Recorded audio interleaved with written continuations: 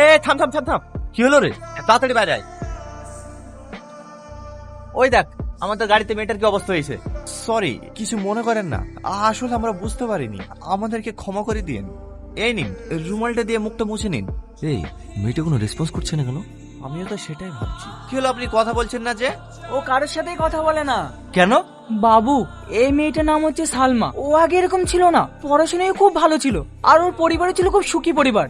আজ থেকে 2 বছর আগে ও আর ওর বাপ মা এই রাস্তা দিয়ে হেঁটে যাচ্ছিল। হঠাৎ একটা অ্যাক্সিডেন্টের কারণে ওর চোখের সামনে ওর বাপ মা মারা যায়। নিজের চোখের সামনে বাপ মার মৃত্যুটা দেখেও সহ্য করতে পারেনি। তারপর থেকে ও এরকম হয়ে যায়, কারোর সাথে কথাও বলে না ঠিকভাবে। যে যেরকম দেয় তাই খেয়ে থাকে। এত বলে বাড়ি যেতে তবুও বাড়ি যায় না, এখানেই বসে থাকে। কাকা, এই টাকাটা রাখুন, ওকে কিছু খাবার কিনে দিন। আর এই টাকাটাও রাখুন, ওকে একটা ভালো পোশাক কিনে দিন। চল। কি হলো ওর?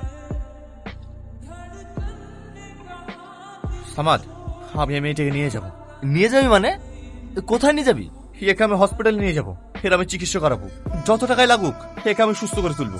এর অতীতের কথা শুনে আমারও তো মন চাইছে একে সুস্থ করে তুলতে, কিন্তু একে নিয়ে গেলে কোনো প্রবলেম হবে না তো?